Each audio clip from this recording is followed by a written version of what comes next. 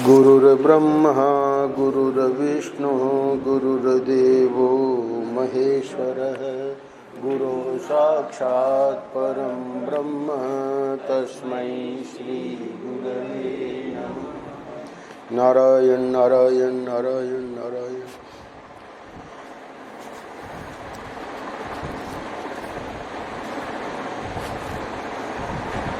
3 अक्टूबर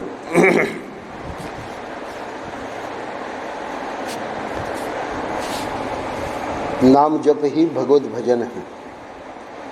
साधना और ब्रह्मानुभूति।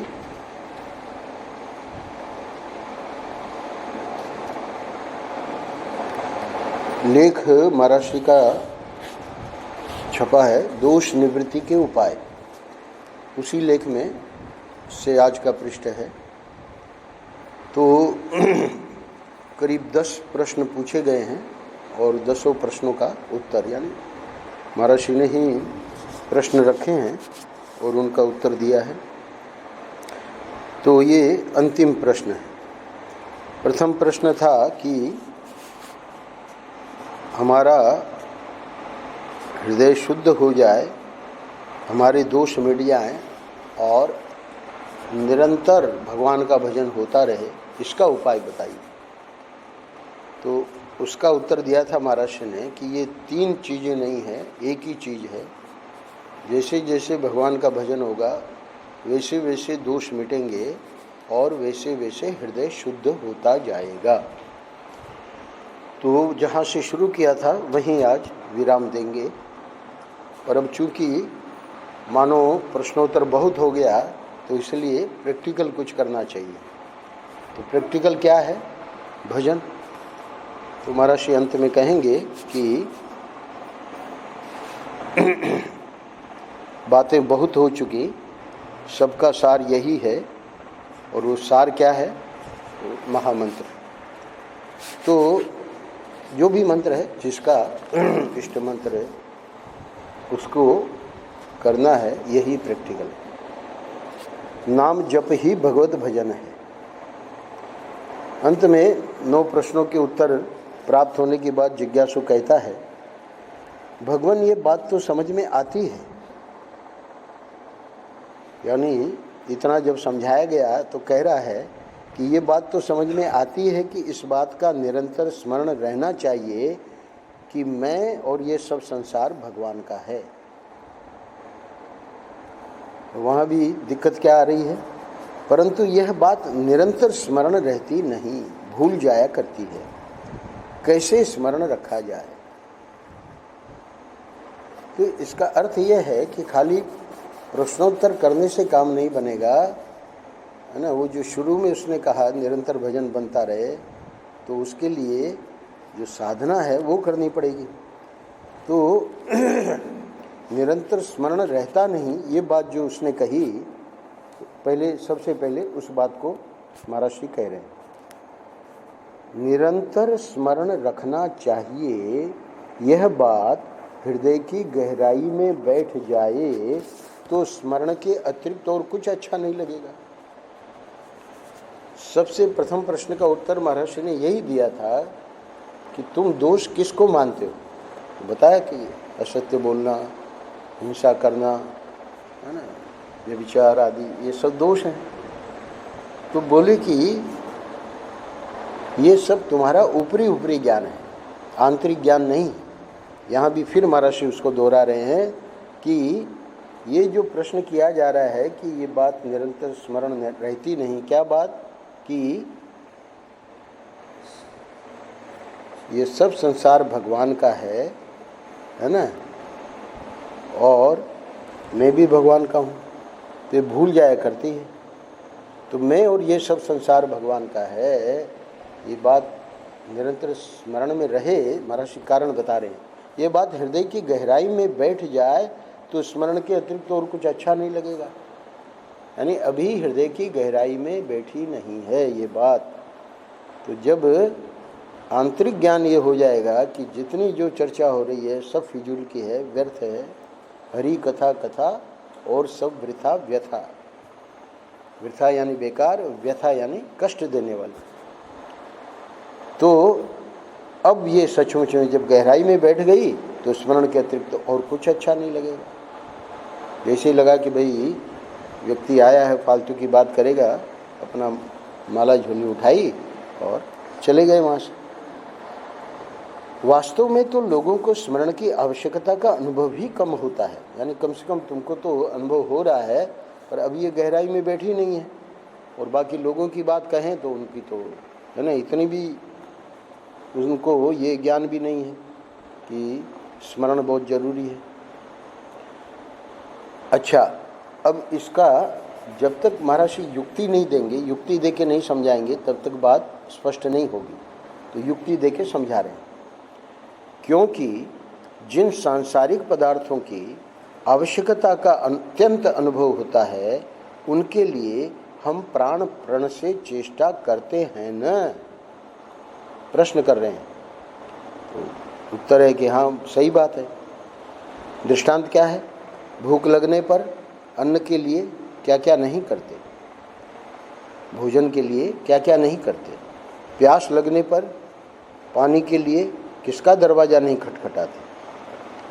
इसी प्रकार स्मरण की आवश्यकता होने पर हम स्मरण के लिए भी निरंतर लगे रहते हैं। ये है आंतरिक ज्ञान। तो अभी ऊपरी ऊपरी ज्ञान है, जो हृदय की गहराई में जब बैठ जाएगा तो जैसे ये दो दृष्टांत दिए, वैसे स्मरण के लिए भी व्यक्ति आगे के पैराग्राफ में और स्पष्ट कर रहे हैं। जितने जो भी महात्मा लोग साधन भजन बताते हैं, देखिए क्या बढ़िया पैराग्राफ है। संसार में जितने साधन हैं गिनाए, जप, तप, पूजा, तीर्थ यात्रा, सत्संग, अनेकों प्रकार के याग यज्ञ, अभी ये नवरात्र का अनुष्ठान यहाँ चल रहा है, आदि सब के सब भगवान के स्मरण के लिए हैं। ये तो 6 बातें हो गई। अब जो मुख्य बात है भक्ति में, भगवान का दर्शन, भगवान का दर्शन भी भगवान के स्मरण के लिए है। ठाकुर जी करते क्या है? नारद जी को बचपन में ही भागवत में आया कि संतों की सेवा करी, माँ मर गई और चले गए, मंत्र दे दिया था जंगल में। बैठ के पेड़ के नीचे जब ध्यान किया, ठाकुर जी प्रकट हो गए हृदय में, और फिर क्या हुआ? अंतर्धान हो गए। अब वो बालक जो है, नारद जी ने बताया व्यास जी को, में बहुत व्याकुल हुआ और नहीं आए। जब नहीं आए और देखा कि इतना व्याकुल हो रहे हैं नारद जी अपने पूर्व जन्म की कथा बता रहे हैं। जब दासी पुत्र थे तो आकाशवाणी हुई। आकाशवाणी क्या हुई? तो अब इस जन्म में मैं तुझे नहीं मिलूंगा, यानी अब दर्शन मेरा नहीं होगा। अगले जन्म में तुम जो है ब्रह्मा जी के मानस पुत्र बने, वीणा दी भगवान ने लक्ष्मी जी की, और बोले कि जब बुलाओगे तब, है ना, नारद जी जब बुलाते थे तब उनके पास आ जाते। तो क्या कह रहे हैं? भगवान का दर्शन भी भगवान के स्मरण के लिए। फिर हुआ क्या? उस दर्शन के बाद नारद जी का फिर संसार में मन लगा ही नहीं, बस प्रतीक्षा करते रहे कि कब ये जन्म पूरा होवे और कब हमको अगला जन्म मिले। तो हमारे हमेशानंद गिरी जी महाराज कहते थे, जो सत्संग में लोग आते थे 20 वर्ष से, बोले कि आप लोगों के मोक्ष की गारंटी तो मैं नहीं लेता, परंतु एक बात मैं गारंटी से कहता हूँ कि अब जो संसार है वो आपको आकर्षित नहीं कर सकता। भगवान का दर्शन भी भगवान के स्मरण के लिए। संत भगवान है, अब वो जो शिष्यों को दर्शन हो रहा है भगवान का तो वो जो दर्शन है, हम लोग भगवान का दर्शन है नहीं, जो हमारे इष्ट देवता हैं, वो भी बात सही है, पर ये तो अर्चा विग्रह है, जब चाहेंगे तभी दर्शन देंगे। और नारद जी को भी कह दिया कि अब तेरे को दर्शन नहीं होंगे। क्यों? बताया कारण कि तेरे में अभी कषाय बाकी है। अगला पृष्ठ हम करने जा रहे हैं 4 अक्टूबर का। तो ये जो कषाय हैं, जो राग द्वेष हैं, जब तक निवृत्त नहीं हो जाते तो भगवान का दर्शन क्या करता है? फिर वो भगवान के स्मरण में ही लग जाता है, फिर उसको कुछ भी अच्छा नहीं लगता। महर्षि का एक वाक्य है, महर्षि को भगवान का दर्शन हुआ तो वो कहा करते थे कि अब हमको ऐसे सौंदर्य का, ठाकुर जी के सौंदर्य का दर्शन हुआ, हमको ऐसे सौंदर्य का दर्शन हो चुका है कि अब संसार का कोई सौंदर्य हमको आकर्षित नहीं कर सकता। ये है भगवान के दर्शन की महिमा, यानी वो भी भगवान के स्मरण के लिए। 6 चीज़ें पहली गिनाई, अब ये 7वीं और बोले 8वीं, वो जो वेदांती लोग करते हैं उसको भी सुन लो। और तो क्या, कैवल्य मोक्ष और जगत के मिथ्यात्व का वर्णन भी इसीलिए है कि वृत्तियां जगत की ओर से सर्वथा हट जाएं और निरंतर भगवान के स्मरण में लगी रहें। कभी भी ये नहीं मानना चाहिए कि भक्ति में और ज्ञान में कोई फर्क है। रास्ता ठीक है, साधना की दृष्टि से अलग अलग है, पर जहाँ पहुँचाते हैं, जहाँ भक्ति पहुँचाएगी वहीं ज्ञान पहुँचाएगा। तो इसलिए वो भी भगवान के स्मरण में लगी रहें। तो भगवान उनके लिए निर्विशेष, निराकार, निर्गुण जो भी है, दोनों स्वरूप है भगवान के, है ना। सगुण भी ब्रह्म है, निर्गुण भी ब्रह्म है, तो उनका वो विषय है तो उसमें आनंद लेते हैं। सुखदेव जी तो अपना जैसे ही पैदा हुए वैसे ही चले गए जंगल में। अरे वो तो व्यास जी ने अपने ब्रह्मचारियों को भेजा कि उनको ये श्लोक सुनाओ, है ना। तो भगवान की महिमा ही यही है कि ऐसे विरक्त महात्मा का भी हृदय, है ना, खींच लेवे, यही तो भगवान की महिमा है। तो भगवान का दर्शन हो जाने पर जगत की कोई वस्तु अच्छी नहीं लगती। तो वो चाहे किसी भी साधना से हो, निरंतर स्मरण होता रहता है। स्मरण के लिए भक्ति होती है, तो वास्तव में भगवान का स्मरण ही स्मरण है। और जो स्मरण है वो तो मरण है, सह को निकाल दो, है ना। तो महात्मा लोग कहते हैं बाकी तो सब मरण है संसार का। सचमुच में संसार का स्मरण मरण है, तो स्मरण तो भगवान का स्मरण ही स्मरण है। अंत में आज महर्षि बता रहे हैं कि वो जो जिज्ञासु जिसने 9 प्रश्न के 4 पृष्ठ लिए हुए हैं उसी लेख में से, 14 और 15 सितंबर पिछले महीने का, और ये 2 और 3 अक्टूबर।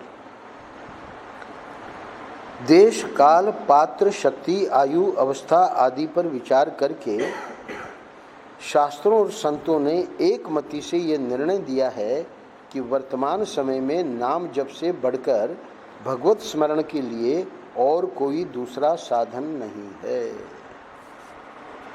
वर्तमान समय में यानी इस समय कलयुग है, तो कलयुग में ये जो जप है, तप है, और ये जो है ना बड़ी बड़ी जो क्या कहते हैं साधनाएं हैं, है ना, वो बनेगी नहीं, क्योंकि खान पान सब अशुद्ध है। तो यज्ञ याग करते हैं, ठीक है, उन्हें भी चाहिए, पर आप देख रहे हैं कहाँ फलाहार या, है ना, और अब तो सब अन्नाहार चल रहा है। तो ये सब बनेंगे नहीं इस युग में। इसलिए अपने व्यक्तिगत साधन के लिए संतों ने, ऋषियों ने पहले से ही देश को, काल को, पात्र को, शक्ति को, आयु को, अवस्था को, यानी इन सब चीज़ों पर विचार किया, क्योंकि भाई कलयुग जो है वो तो सबसे ज़्यादा सतावेगा। तो इसलिए उसमें क्या साधन है, और वो साधन ऋषियों के हाथ क्या लगा। शास्त्रों और संतों ने एक मति से ये निर्णय दिया है कि वर्तमान समय में नाम जप से बढ़कर भगवत स्मरण के लिए और कोई दूसरा साधन नहीं है। देखिए, एक महात्मा वृंदावन से वहाँ विदेश पहुँच गए, अमेरिका, है ना, हिप्पी, यानी सब नवयुवक वहाँ, सबका मतलब प्राय काफ़ी नवयुवक हिप्पी बन गए, लंबे लंबे बाल और, है ना, ड्रग, जो भी नशीली चीज़ें उसका सेवन। और वहाँ तो कोई ऐसी संस्कृति भी नहीं है कि माता पिता की कोई माने, है ना। 18 साल के बाद तो हर बालक जो है अब वो माता पिता कुछ नहीं कह सकते। मैंने सुनाया आपको, अरे दादा, वो संजय चोपड़ा आता है, संजीव चोपड़ा, उसके दादा वहाँ अमेरिका चले गए, पूरा परिवार वहाँ है, खाली ये और इसकी माँ 2 जने यहाँ हैं। तो दादा पहुँच गए वहाँ। अब देखा कि वो जो पोता है वो नवयुवक है, 18 साल का है, और लेट आता है, बहुत लेट आता है। एक दिन पूछा, कुछ उत्तर नहीं दिया। दूसरे दिन कहा, भाई इतना लेट क्यों आते हो तुम? तीसरे दिन पुलिस आ गई, घर में पुलिस आ गई। पुलिस कैसे आ गई? क्योंकि मालूम था उसको ये पूछेगा, है ना। तो ये सच्ची घटना है ना। दादा पूछ भी नहीं सकता कि तुम लेट क्यों आते हो। तो कह रहे हैं कि आज का जो वर्तमान समय है उसमें नाम जप से बढ़कर भगवत स्मरण के लिए और कोई दूसरा साधन नहीं है। देश काल पात्र शक्ति आयु अवस्था इस पर विचार किया ऋषियों ने, और शास्त्रों और संतों ने एक मति से बात की। तो भक्ति वेदांत प्रभुपाद जब पहुँचे वहाँ तो देखा कि बहुत स्थिति खराब है। अब उन्होंने क्या किया, अभी जो महामंत्र आ रहा है आगे उसका जप, और उसके जप में वो सब नशीले पदार्थ छोड़ दिए और बस, है ना। आज भी देखो इस्कॉन का पूरे विश्व में। तो कहने का अर्थ है कि ये नाम जप जो है, नाम का उच्चारण हो, आगे का जो वाक्य है, यानी प्रत्येक हमारी क्रिया में देखिए नाम का उच्चारण हो, एक बात, नाम का ही ज्ञान हो। यानी अब जब आए हुए हैं फणिराज जी, वहाँ वो कर रहे हैं 4था अध्याय, क्या कर रहे हैं? नाम, किनका नाम? ठाकुर जी का।